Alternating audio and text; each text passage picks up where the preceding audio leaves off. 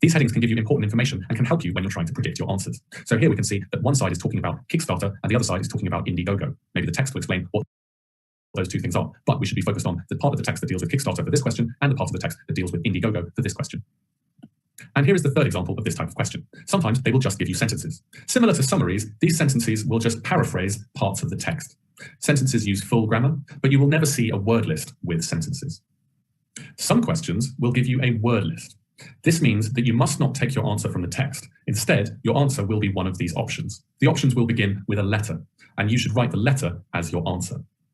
When we look at word lists, we can often use the information to help predict our answers. One thing to focus on is the word class. Look at these words and think about the word class. The word class is whether something is a noun, a verb, an adjective, or sometimes an adverb. Look at this list and decide what is the most common word class in this list. Look at the first question below this video and choose the correct option: noun, verb, adjective, or adverb.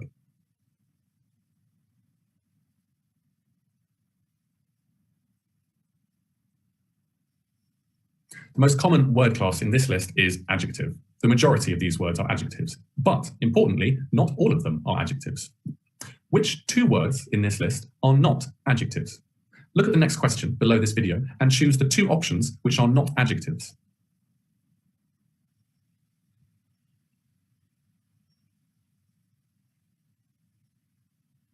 So in this list, the two words which are not adjectives are A, input, and G, funding.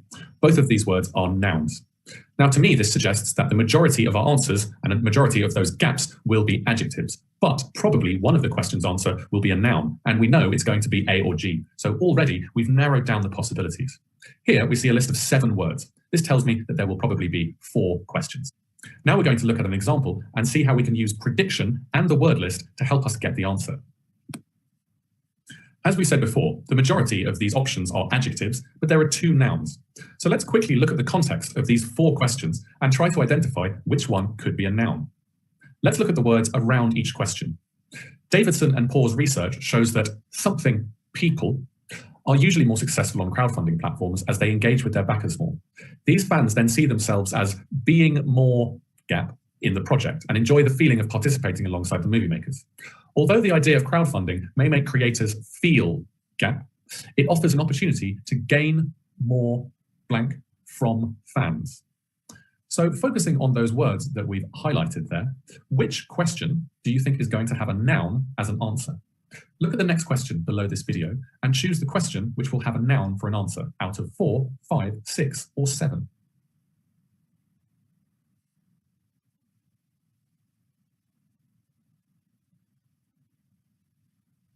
Question 7 will definitely have a noun for the answer. Gain more something from fans. So especially that from fans suggests that they're going to get something from their fans. Now it's got to be a thing, a noun. 4 comes before people, which suggests it's going to be an adjective that describes those people. 5, we have more, just like in question 7, but here the verb is be. To be more, it's going to be an adjective. Number 6, feel. Well, adjectives of emotion often come after feel. So we know that questions 4, 5, and 6 will all be adjectives. But again, we can focus a little bit more in detail on the words around those gaps to give us some clues. Let's look at number 5. We can see that it comes before the word in. Which of these adjectives commonly comes before the word in? Have a think about adjective B, C, D, E, or F, and think which one could come before in. Look at the next question below this video and choose the correct options. There are 2 possibilities.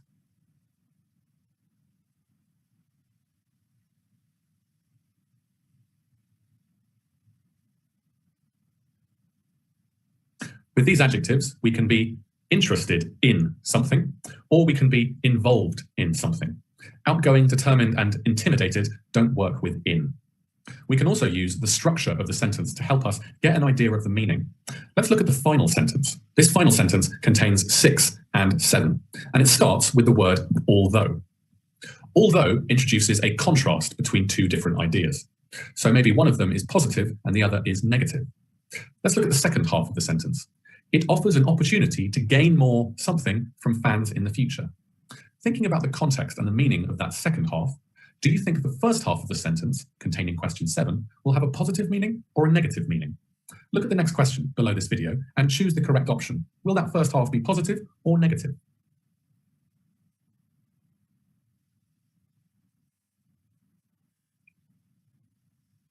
the first half of this sentence will probably be negative. The second half contains the phrase gain. If you gain something, that's usually beneficial for you. This word although means that there will be a contrast. So the first half is maybe something that is not good, and the second half is something that benefits you. So let's think about the adjectives, B, C, D, E, F. Remember, B and C are still both possible. Think about those adjectives and which one usually has a negative meaning. Look at the next question below this video and decide which of the adjectives from the word list commonly has a negative meaning. Choose the correct option.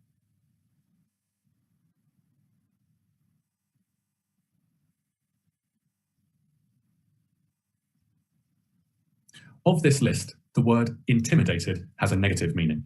Intimidated is the idea of being frightened or scared by something that seems bigger or more powerful than you. The other adjectives generally have quite positive meanings. So already we can be quite confident that question 6 is intimidated, but we can't be 100% sure until we check the text. So before we read the text, we need to identify some keywords so that we can search for the correct section of the text. Let's underline those keywords now. Davidson and Paul. These are proper nouns. They're the names of people. You should always underline these because it will help you find their names in the text. We're talking about their research, and it shows that a certain type of people are usually more successful on crowdfunding platforms. We know that this text is about crowdfunding from class 1, so we don't need to underline that because it will be everywhere in the text. But something about being more successful, and the adverb usually is always good because when we have an adverb of frequency, there is often a synonym in the text. As they engage with their backers more. So this is about the level of engagement with the people that fund their movies. Let's underline a few more keywords. These fans, so we're talking about the backers there, but we might see the word fans in the text. They see themselves as being more something in the project and enjoy the feeling of participating. So we're going to be looking for a synonym or paraphrasing of participating. And it talks about the opportunity to gain more something from fans in the future. So we're going to be looking for a reference to the future there. Okay, now we're going to find the correct section of the text. So here I found the word success, as well as this work best for. This links to the idea of being successful at this.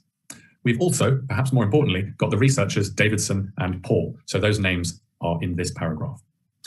Tends to. Tends to relates to usually, means it's a common trend. We've also got interaction with their funders. To me, this is connected to engage with their backers. So I can see here that we've got enough information to be sure we're looking at the right section. We should start by doing question 4. The reason we should start with the first question is because once we've done the first one, we can remove an answer from the word list. So now we have fewer options for the remaining 3, which makes it easier. Also, when we have the location of the answer in the text, we know that the other answers will come after that.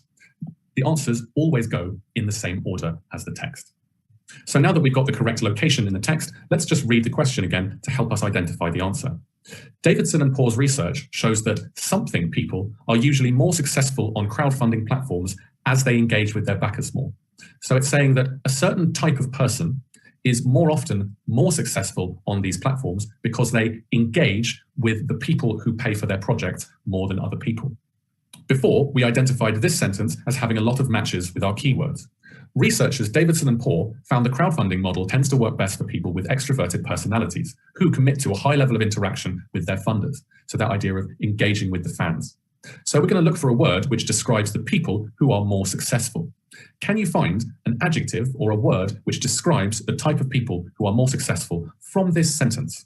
Look at the next question below this video and type the word you see from the text. You must copy this word exactly as it is in the text.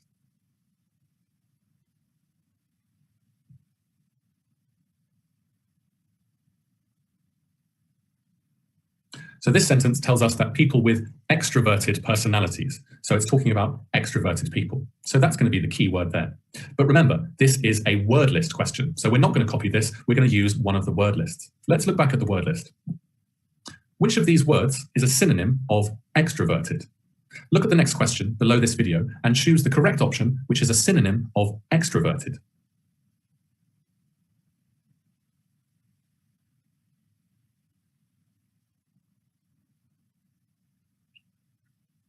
Out of those options, the synonym for extroverted is D, outgoing. Even if you didn't know the meaning of outgoing or extroverted, you could probably guess that it's not the same as the other options, so it must be outgoing. So the answer to question 4 is D. We can apply the same process to the other part of the text. Remember, our answers to questions 5, 6, and 7 are going to come after the sentence we've just read, so we can start reading after funders. Let's go back to the question and identify some keywords again. These fans see themselves as being more something in the project and enjoy the feeling of participating alongside the movie makers. So it's talking about fans having a certain feeling of being more something in the project itself, and they enjoy this feeling of participating. So let's look and see if we can find any matches. Well, in the next few sentences, I can see the word participatory. This links to participating in the question. So let's read that sentence. As Professor Paul Booth explains, crowdfunding generates a true participatory culture by allowing fans to become invested in the idea of a film, not just the final product, enabling film aficionados to have that starstruck sensation of rubbing shoulders with their idols. Some of you may have noticed that there is an adjective in that sentence, and it goes with in. We can be quite confident that this will be our answer, invested in. But remember, we're not copying from the text, we are using a word list. Interested in and involved in. Which one do you think is a better synonym for invested in? In this case, the answer would be involved. So question 5 is C, involved. You would write C in your answer. Now let's look at question 6. We've only got 5 options remaining, A, B, E, F, and G. We know it can't be A and G because those are nouns. So it's going to be B, E, and F. We're already pretty confident that the answer is F. So let's look at the text and see if we can confirm that. Let's look for a synonym or related word to intimidated. Before, we saw that that sentence finished with the word idle. So let's keep reading after that word. First setting foot in the unknown world of crowdfunding may be daunting for filmmakers like April. Can we see a synonym of the word intimidated? Well, if we see the word unknown world, this may be daunting for filmmakers. Think about what unknown things make you feel. You might be able to guess the meaning of the word daunting there. Daunting is a synonym of intimidating. So filmmakers may feel intimidated would be correct here. Now let's look at question 7. It offers an opportunity to gain more something from fans in the future. Well, let's look for future in the text. In the text, we can see who will contribute to her future projects in this new and exciting creative cyberspace.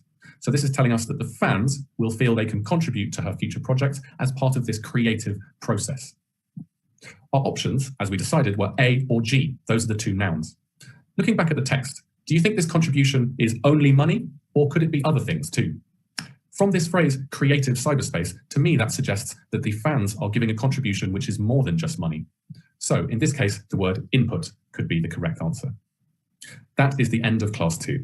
Now it's time to do the extra training and practice activities on this topic. Remember, if you have any questions, you can click on that chat icon at the top of your page there.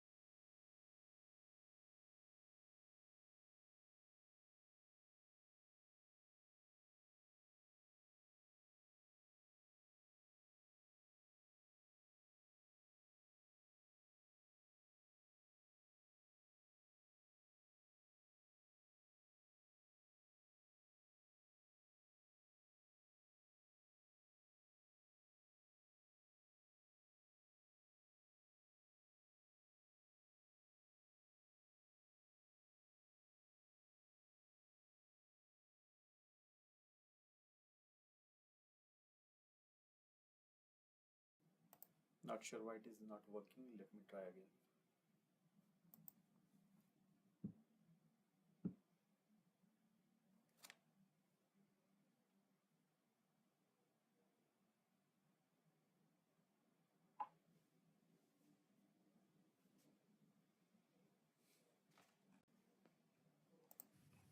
Hello, and welcome to the class. My name's Paddy.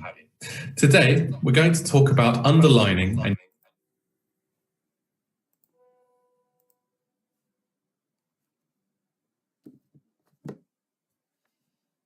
using keywords in the reading test. If you have any questions for us after you watch this class, remember that you can click on the chat icon at the top of your page here. If you have 20 minutes. First, we're going to look at how to underline keywords in the question. Then we're going to move on to looking at matching synonyms to the keywords. So by the end of this video, you will be more aware of how to use these skills in the reading test. During this video, there will be some questions for you to answer. You can find these below the video. I will tell you when you need to answer them, and I'll give you about 10 to 15 seconds to do so. Okay, let's get started. So, what makes a useful keyword? Well, keywords are the words in the sentence which contain only the most important information. If we were to remove the other words, then the keywords by themselves should be enough to understand the meaning of the sentence. Examples of words which are not keywords would be things like articles, the verb to be, prepositions often.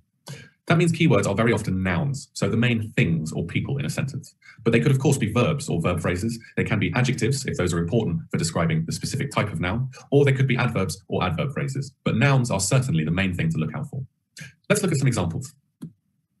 Here we see an example text. This is from a true or false question. Two different students, student A and student B, have underlined different words in this text. First, let's read through it. One of the biggest challenges facing the Bowerston Rural Committee concerns the strategy used to monitor the overuse of antibiotics which are found to have been administered to livestock. Now, you may not understand the meaning of that sentence as a whole, but have a look at the keywords which these students have identified. Which student has identified more useful keywords for getting the general meaning of the sentence? Student A or student B? Look at the first question below this video and choose the correct option.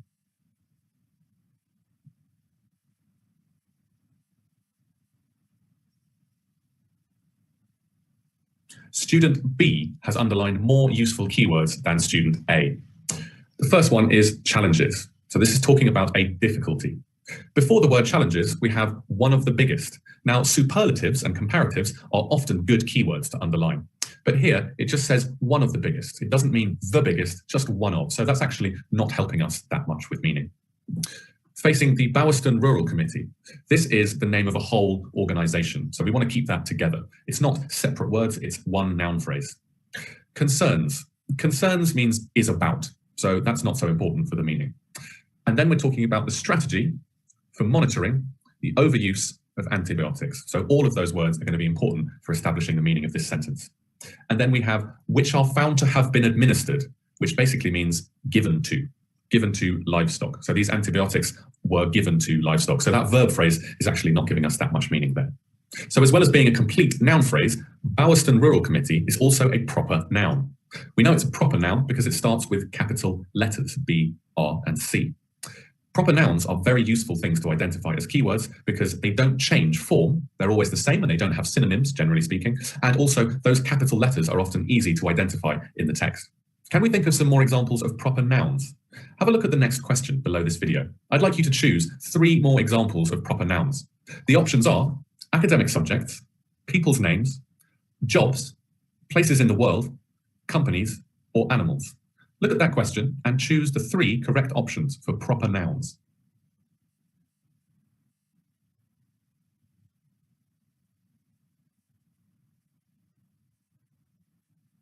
So the 3 examples of proper nouns are people's names, like David or Dr. Smith, places in the world, like Japan or Barcelona, and companies, like McDonald's or Samsung. Remember, proper nouns are one of the first keywords you should identify because they'll always be immediately recognizable in the text. In the reading test, while you are underlining words in the question, you should be thinking of synonyms or different ways of saying these words because the text will often be different to the questions. Let's take 2 example keywords. Livestock and antibiotics. Can we think of some synonyms of these words? Not all words have synonyms, and some words have lots of synonyms. So let's focus first on antibiotics. Have a look at this list and see if you can find any synonyms of antibiotics. Look at the next question below this video and choose the correct option out of A, B, C, D, E, F, all of them, or none of them.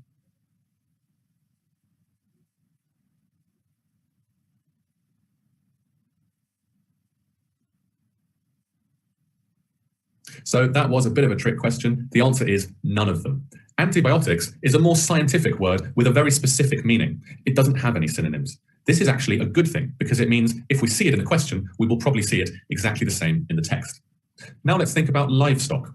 Look at the next question below this video and decide, does livestock have any synonyms? The options are A to F, all of the above, or none of the above.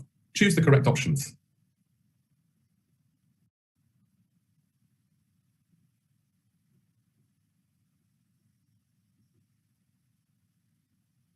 Livestock means the animals which we keep on a farm, for example, cows, sheep, or pigs. So cattle is an approximate synonym, and of course, farm animals is an approximate synonym. So this is a useful activity to do in preparation for the exam. Practice reading things, identifying keywords, and thinking of possible synonyms that might match to those sentences. Now you are going to practice underlining some keywords.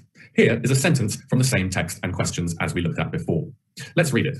However, according to Bird, it is the predators who have the greatest impact on whether or not the rewilding project will be successful. So let's imagine we want to match this sentence to a similar part of the text. What keywords would we underline? Look at the next question below this video and choose which of these keywords we would underline. There are 6 options to choose.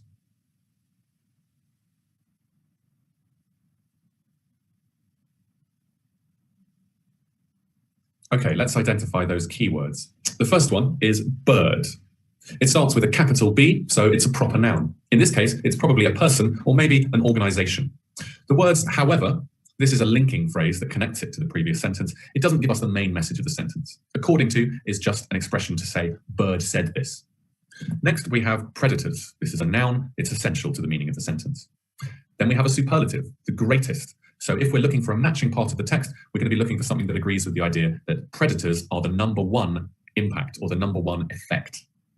On whether or not the rewilding project, this is a whole noun phrase. So it's a project about rewilding, so we can treat it as one word.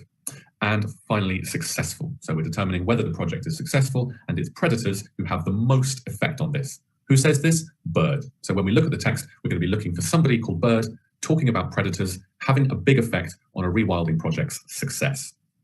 So see how just from these words, we can get an idea of the meaning of the sentence. So one of the reasons for underlining keywords in the question sentences is to be sure of the meaning of those sentences. Underlining keywords helps us identify that meaning better. The second reason we underline keywords is to help us think of synonym matches in the text. In many types of question, such as true or false or sentence ending matchings, we're going to be looking for parts of the text that correspond to the question. When we do this, we read the text and scan for synonyms or related words. Underlining keywords in the questions helps us put these in our head. Let's look at an example of this. Here, we have a new question sentence.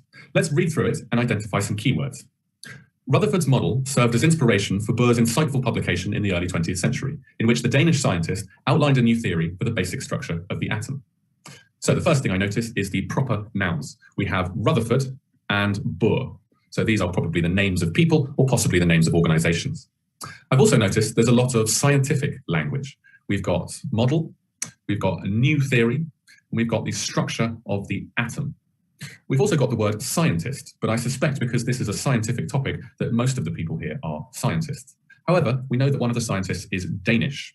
This is a nationality, and it has a capital letter there, but it's an adjective. It means from the country of Denmark. Other keywords are inspiration. So we've got one thing inspiring another person. They're focusing on a publication. Insightful is just a positive adjective of that publication. And they also give us a time, the early 20th century. So we're going to be looking for something in the text related to that. I'm going to show you 3 new sentences. I'd like you to decide which one has the most matches of synonyms to this text. A, B, C.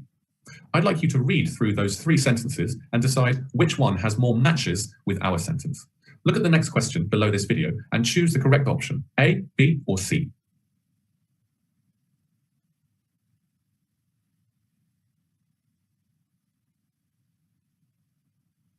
Sentence B has more matches to our first sentence than the other 2. But there are matches in all of these sentences. Let's see why B is the best match. Here, I have underlined the keywords in different colors. Let's have a look at those texts again and see those matches. In sentence A, Denmark proved to be his final resting place, but the country's dramatic coastline inspired some of his greatest works as he approached the end. So Denmark and Danish should ring some alarm bells in our heads. There's a connection there.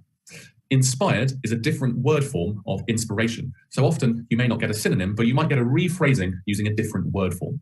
Here we have a noun and here we have a verb form. B. In his 1912 paper, he adapted Ernst Rutherford's nuclear structure to Max Planck's quantum theory and so created his Bohr model of the atom. 1912 matches to early 20th century. Rutherford and Bohr, well, we have perfect matches there. Again, those proper nouns are often really useful for finding matches. We've also got the words structure and model, which are the same as in the text. So words which have specific scientific meanings often stay the same. This is also true for atom. So we've got lots of matches here. Most of them are direct matches, and one of them is a kind of synonym paraphrasing that carries the same idea. C, model. We've got a match here. However, if we look at the context of the sentence, we can see it's talking about a different type of model. Many models in the 1950s, like today, worked through agencies that contracted them out to publications such as Vogue and Harper's Bazaar. So the word agency, publication, Vogue, these make me think of fashion. So here we're talking about fashion models. So this is a false connection. Publication is the same here, although this text is probably talking about a scientific publication, whereas here it's probably a fashion magazine. So let's think about what kind of keywords we should be looking out for. One of the main ones is, of course, places. Look for countries, look for towns, cities, locations in general. Organizations, so this could be companies or charities or groups which are trying to achieve something. There will often be multiple examples of these in one text. Time periods and dates.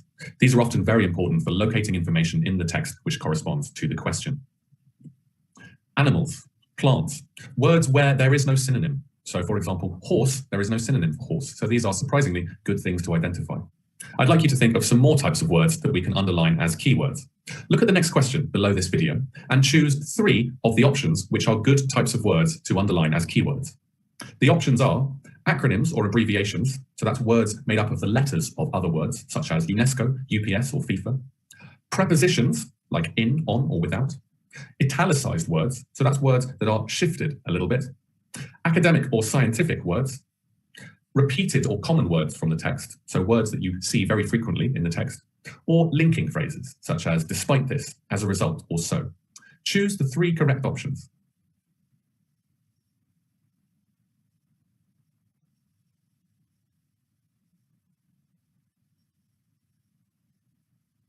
So good words to underline are acronyms and abbreviations. These are very often organizations like UNESCO and FIFA. They're good because they're very easy to find in the text because of the capital letters, but as well as this, they're often key for the meaning of the text. Italicized words are also important to underline. In academic texts, we often use italic letters to show words which come from other languages or have a very specific technical meaning. Therefore, these will be very important in making matches because these words will not change. Academic and scientific words, again, these often don't have synonyms and they're good words to underline.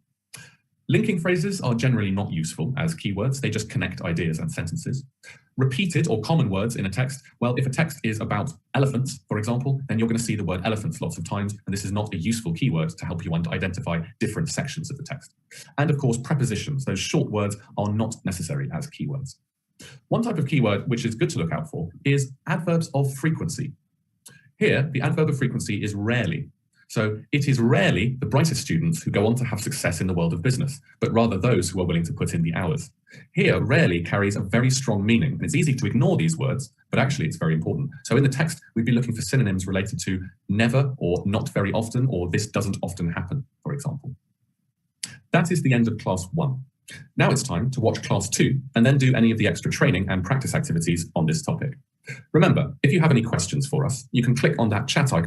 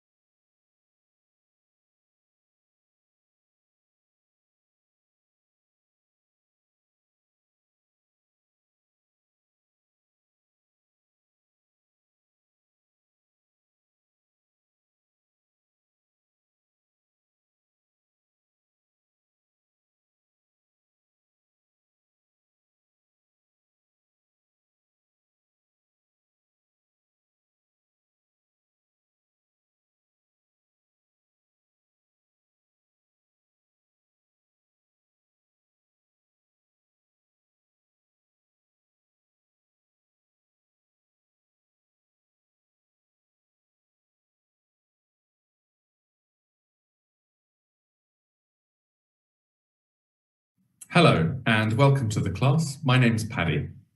Today we're going to be talking about underlining and using keywords in the Ielts reading test. If you have any questions after you watch this class, you can click on the chat icon at the top of the page here. If you click on that icon, you will be able to send us a message with any questions that you have. This is the second class of 2 classes, and this video will last around 20 minutes. We're going to focus on questions where you have to match sentence endings, and then we're going to look at how we can use underlined keywords to help us with these. So by the end of this video, you will be more aware of how to use these skills in the reading test. During this video, there will be some questions for you to answer. You can find these questions below the video.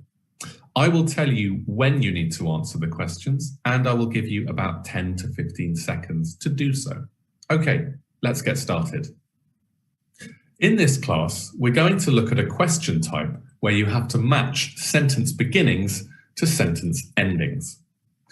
In the questions, you will be given the beginning of a sentence. These will be the numbered questions. Then, underneath, you will be given the endings, and these will have letters attached to them. There will always be more endings than beginnings. This means that you will not use some of the endings. These are called distractors because they are designed to make you think they could be the correct answer, but of course they are not correct. Now let's look at an example question where we have to match sentence beginnings to sentence endings. Question 1 says, in the 17th century, the Dutch East India Company. Question 2, the project to redevelop Dejima into an open-air museum. And question 3, Henrik Dove. Now let's look at the options. Remember, there will always be more options than questions. A, felt Dejima could encourage better relations between Japan and the West. B, was instrumental in maintaining Dutch ownership over the island. C, has been criticised as a waste of public money. D, is expected to receive more attention because of a new film. Or E, was praised by a professor at Komazawa University. So in this case, we can use the structure of the sentence to help us. Look at the endings A, B, C, D, E. What kind of word do they start with? Is it a noun, a verb, or an adjective? Look at the first question below this video and choose the correct option.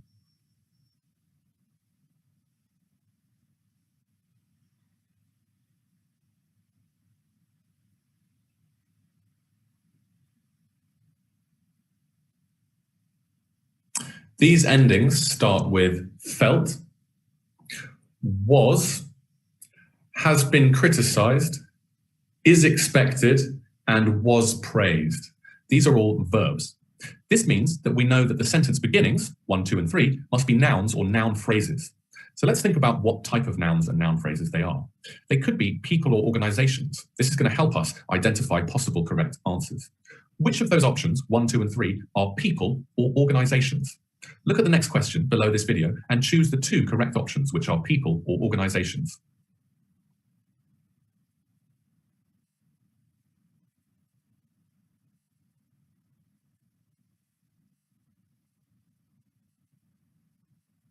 Number 1 is an organization, the Dutch East India Company.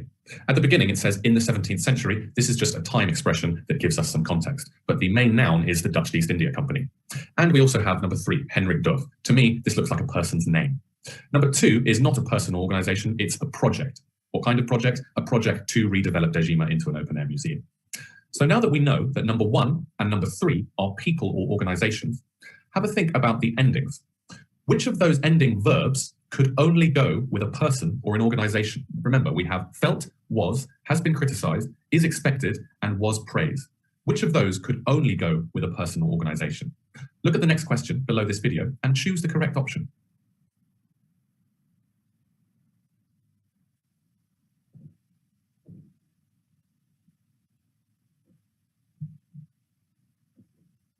So in this case, A could only go with a person or an organization.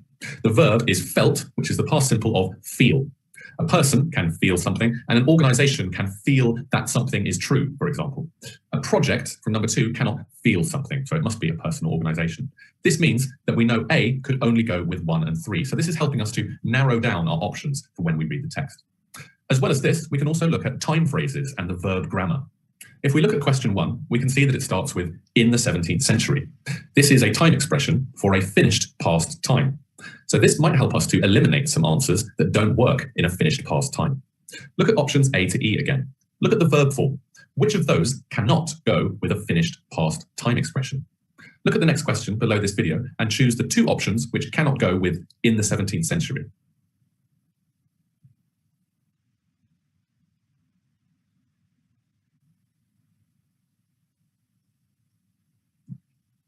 Option C uses present perfect passive, has been criticized.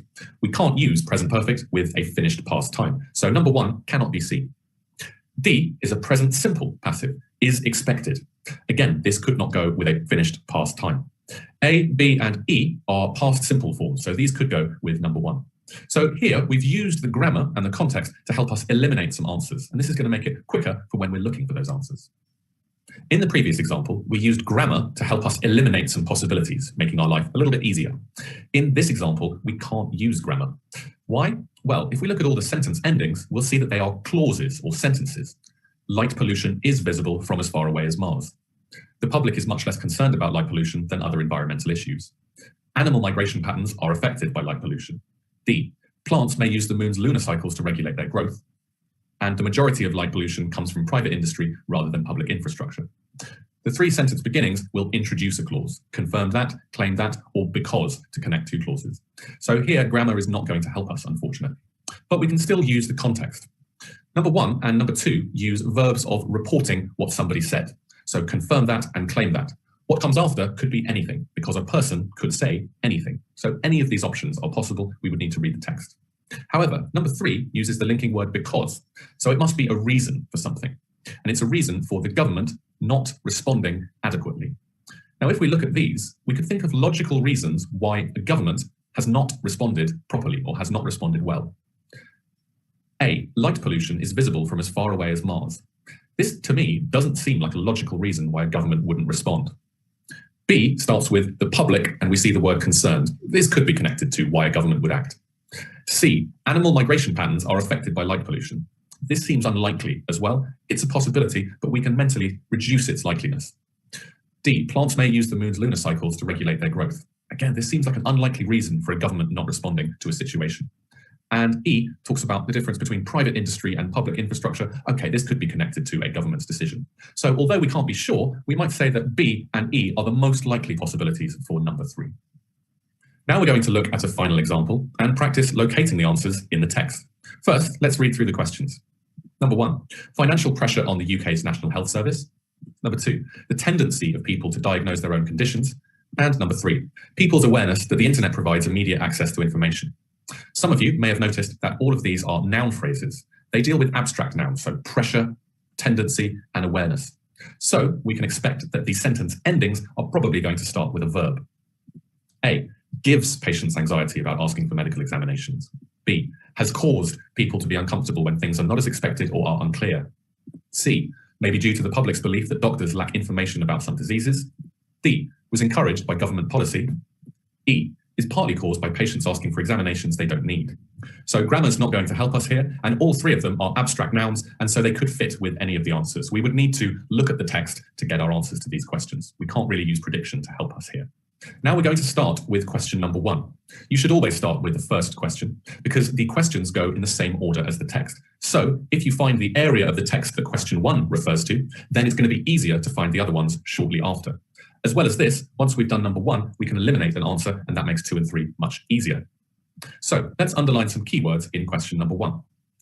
Financial pressure, UK, and National Health Service. So we can see a proper noun there with National Health Service, a proper noun with the UK, and financial pressure is going to be important here. In terms of looking at the text and finding the correct part, which talks about question number 1, which of those keywords do you think is going to be most useful to find in the text?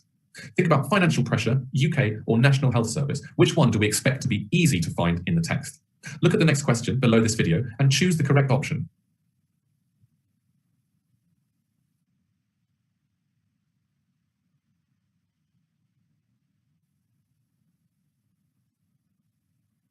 So generally speaking, countries like the UK will be good keywords to find in the text. The reason for this is that they don't often change. There are no synonyms.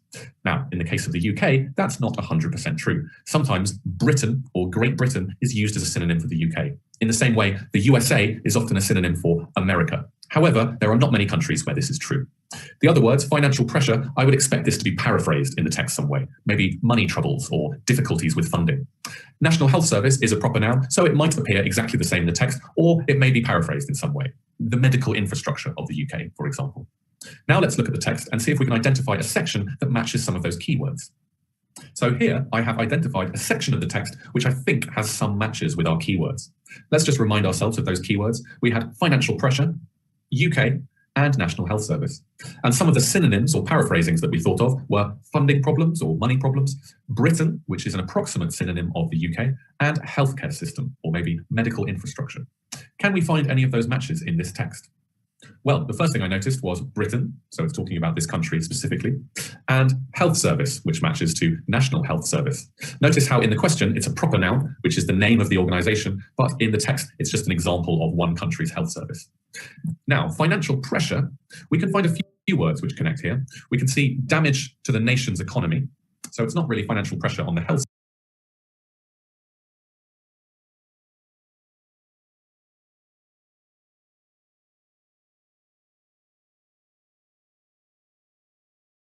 but the country's economy, so that's not a perfect match.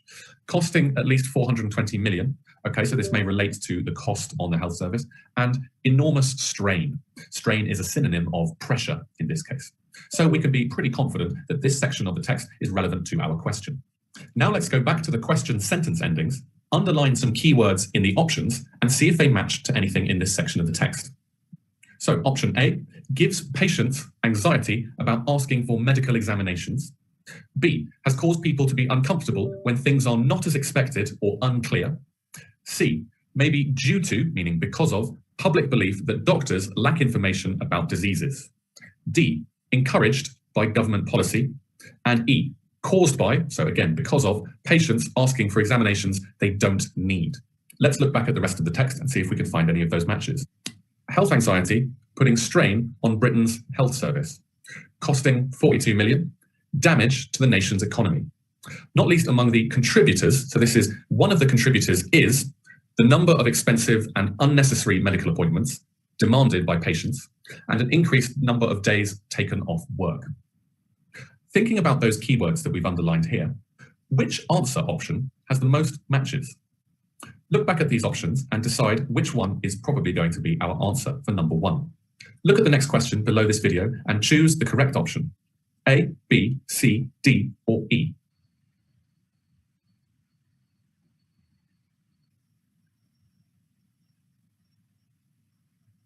Here, the correct answer was E. Financial pressure on the UK's National Health Service is partly caused by patients asking for examinations they don't need. So what are the matches there? We're looking for caused by patients asking examinations don't need. Contributors, so one of the things that contributes to this big cost is expensive and unnecessary, that links to don't need, medical appointments, that links to examinations and tests, demanded, asking, and by patients. Nothing links to this idea of taking days off work. The only other option which had some matches was perhaps A, gives patients anxiety about asking for medical examinations. In the text, we see that this health anxiety is causing financial pressure on Britain's health service. But in the question, it's saying that the financial pressure is what causes the anxiety. So that is not correct in this case. So for number 1, we would write our answer as E. That is the end of class 2. Now it's time to do the extra training and practice activities.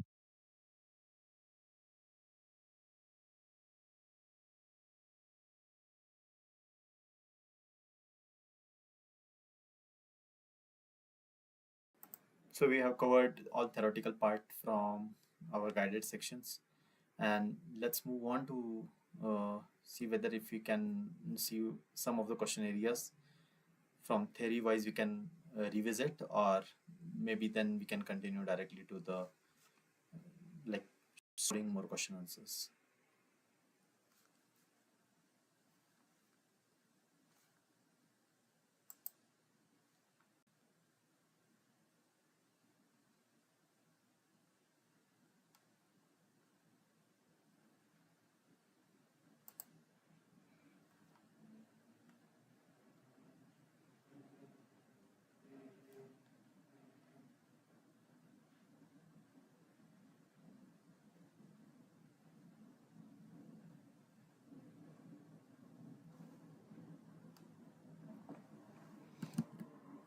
Okay, probably we'll start with some quizzes here.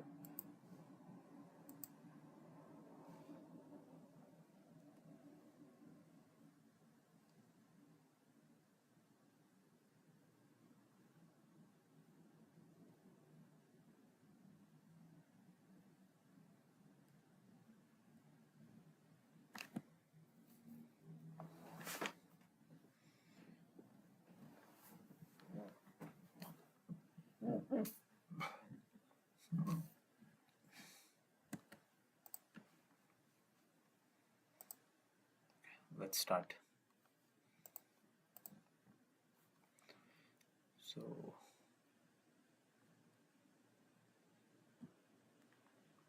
customer should inform eastern area of changes of address on arrival.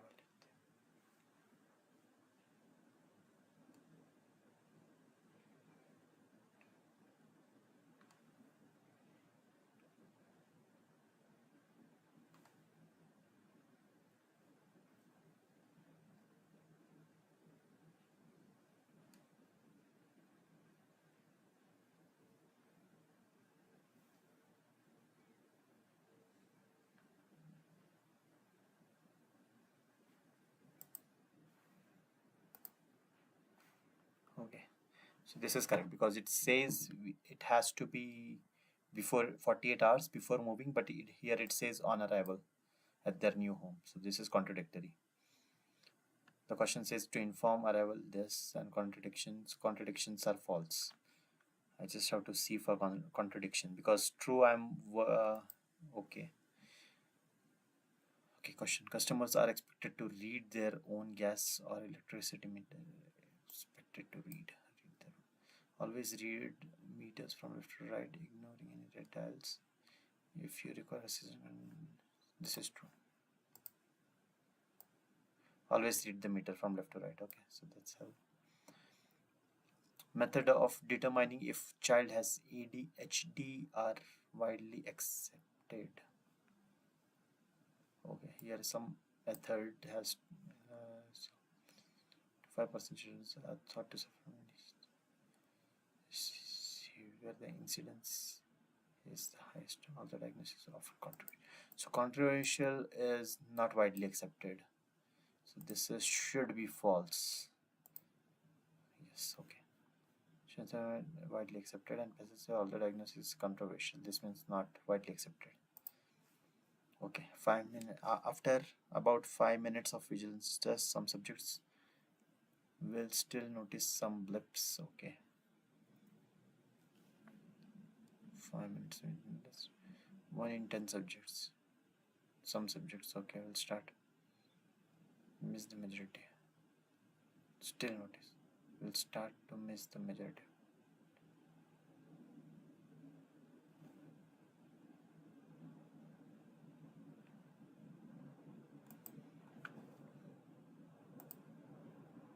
Some blips. So the question says that some subjects will notice some blips, and the passage says 1 in 10 will start to miss the majority, and the rest will come somewhere in between. Confirm the message. Passage is true. Vigilance tests help improve concentrations. Vigilance tests provide signal that are internal and predictable, which is exactly what is expected of the dogs when they are asked to notice just a few. And then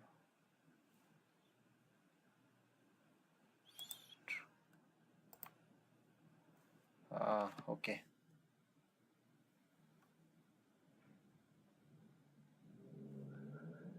This was discussed in lecture 19.1. Okay.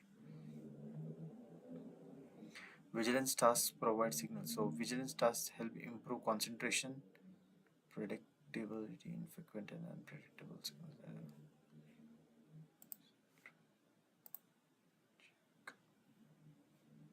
No, not given. Still. So this is the problem with me. Not given and false. Always messes up. You are not allowed to cook food on open fires. The lightings of fire is strictly prohibited. You are not allowed. So this is true. Simple. Owner of dogs that disturbs other campaigners by barking through the night will be asked to leave. No dogs are allowed. So on not allowed, and it says that means allowed. So this is contradictory for sure.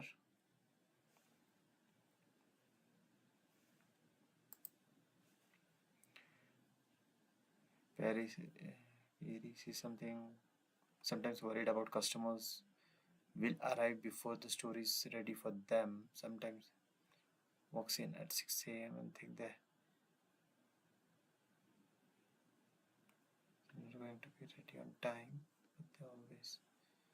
So this is sometimes worried that customers will arrive before the store is ready for them.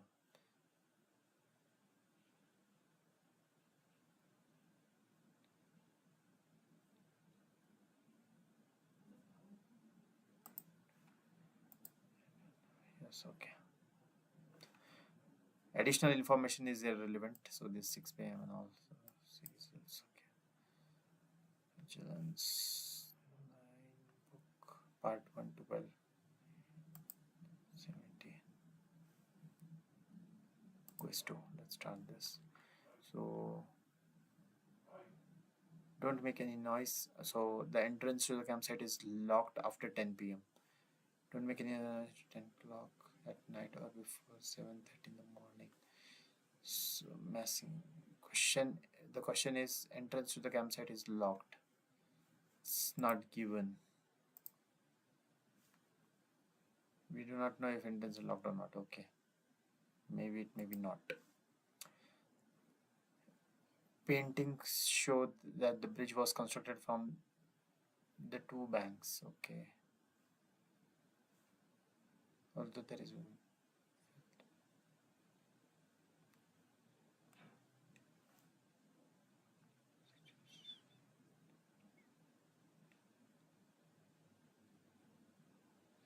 up until recently it has been assumed that the bridge has been built from the inner support, which contradicts everything that history has assumed. So this is contradiction because the question says the painting shows the bridge was constructed for two banks from the two banks, and here it says it is contradicting to the historians from the painting perspective. So this is false. Next, the original bridge and the model took equally long to construct. The original bridge and the model. Okay, and a half scale model of the bridge was built in order to see if it could have constructed in the way that it was depicted in.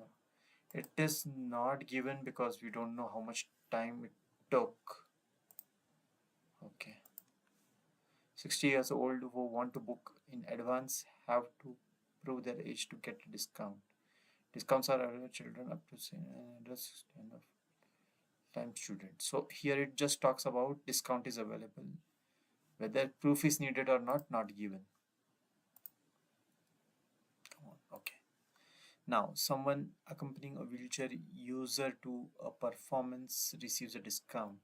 Half-price seated seats are available for people with disabilities and one companion. Okay, someone accompanying this is true. Discount is given. A group of 10 adults going to a performance can claim a discount. So there is a 10% discount for parties of 12 or more. 12 or more. But here it is saying 10. So they cannot claim the discount. So 10% discount for parties. A group of adults. Not given. I would say now again I'm confused whether it is false or not given. Let's see what happens, because here it only talks about 12 or more.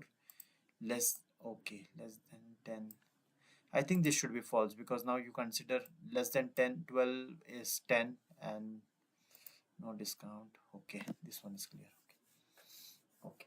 See, now again I was just confused, but we have to see what is like 12 or more. 12 or more is number 12 to more, and then 10.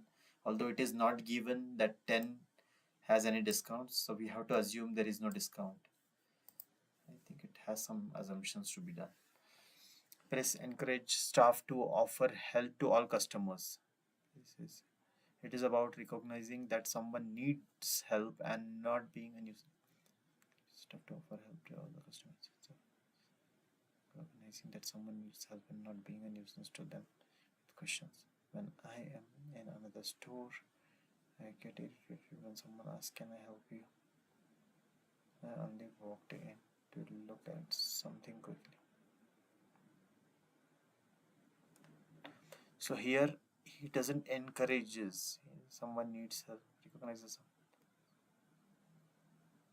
and not being a nuisance to them. So this is false. Okay, because it says that you don't have to make a nuisance, okay, and to them with asking questions, and not to encourage like additional help. When Perez first became a strong store manager, he knew his store was going to close.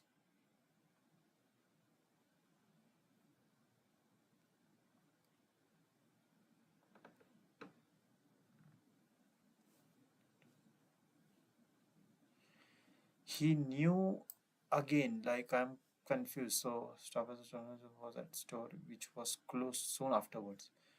But whether he knew, though he was not to blame. Not given. Come on. Ah, okay. We don't know if he knew it would close. Okay. Maybe he did, maybe he didn't. Okay. Perfect.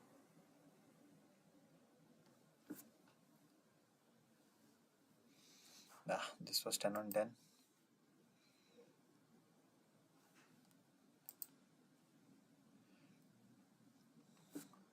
Michigan was unluckily hit by electrical shocks. Electric shocks and nearly lost his. Michelle was unlucky.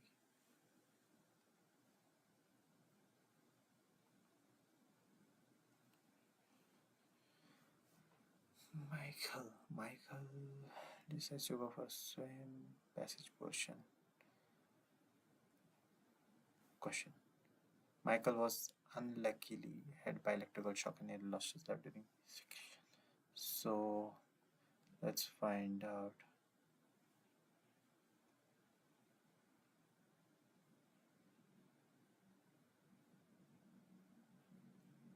Here it's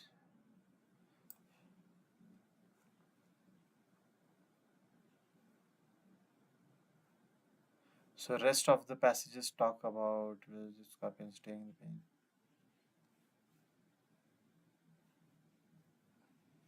And here electric shock like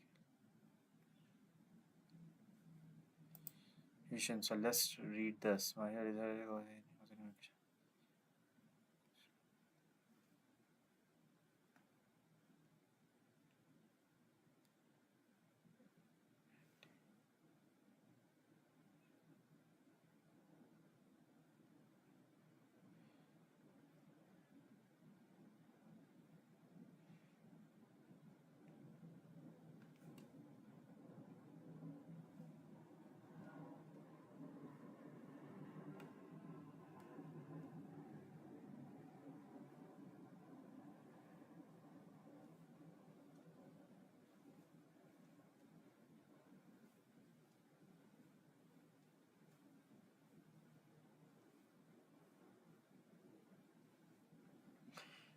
now he was not struck by electric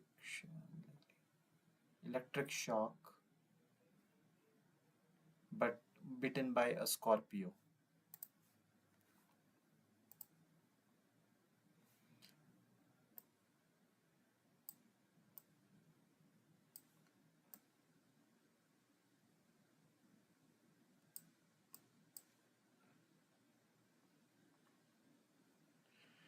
Okay.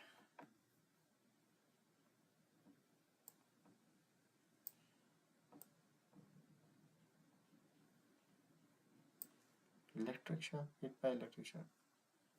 Okay, so I don't know. But this is not a false. Okay.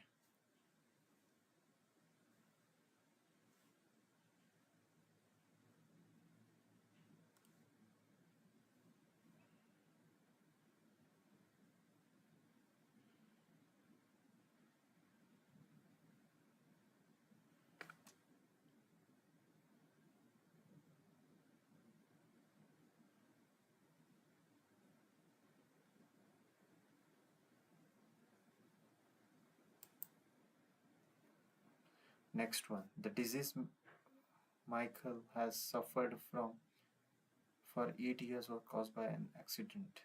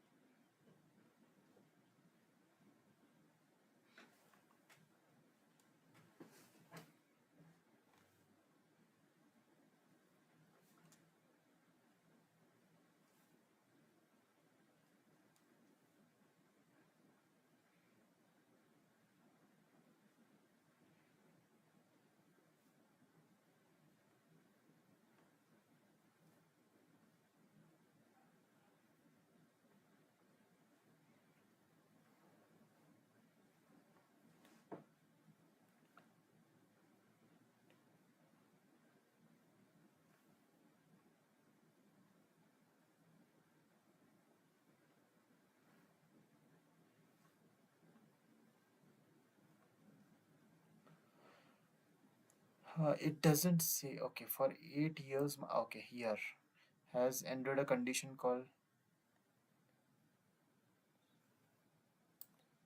no one know what triggered it. Its worst case, the spine may have leaving patient forever. My back.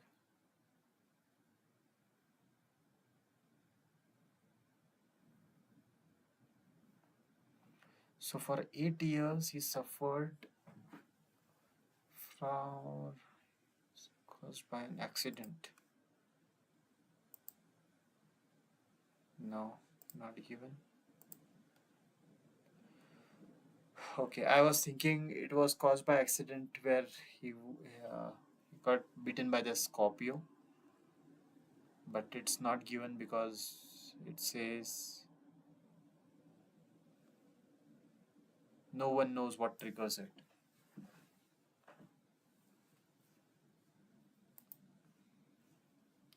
Michael is grateful for it because it helped him recover from. Okay, okay.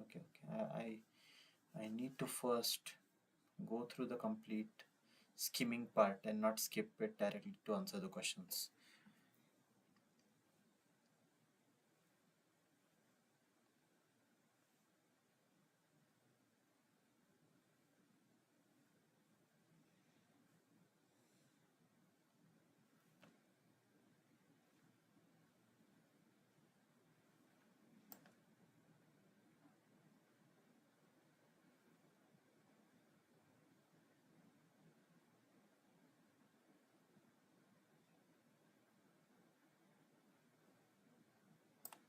But days after his conversation, the pain went away.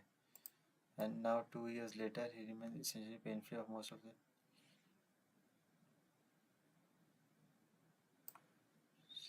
If my pain came back, I would let us venom the stuff that stingers of a creature lurking on the high ground.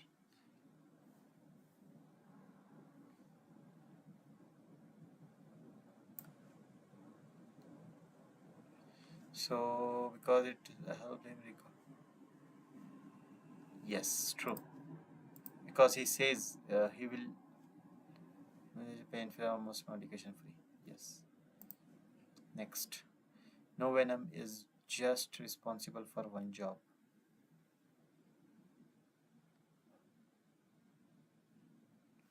All venom is multifaceted multitasking. Okay. No venom is just responsible for one job. True. Because it says multitasking. Okay.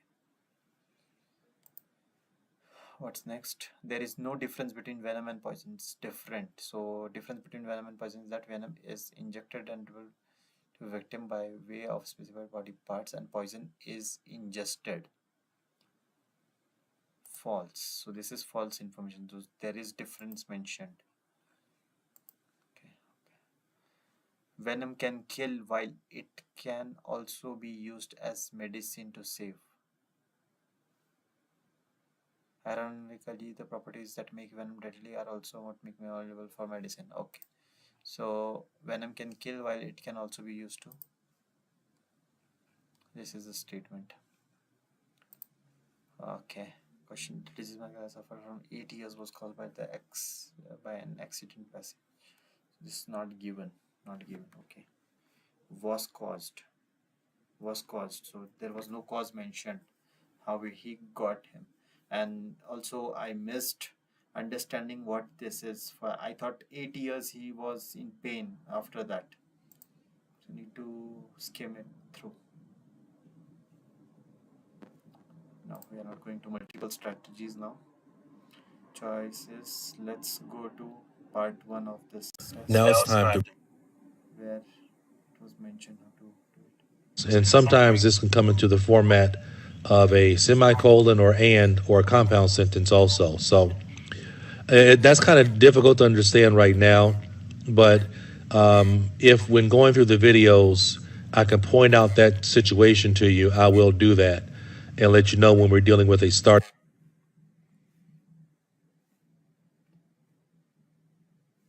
Okay. First of all, I need to do this book 12 and test 7 so that we can come again and do the analysis. And same goes for other books as well. So first of all, let's perform that test and then we'll come back to this video. And tomorrow is our last day for reading practice, so we may move on after that, but tomorrow is the day we will try to complete whatever is left. Thank you for joining today.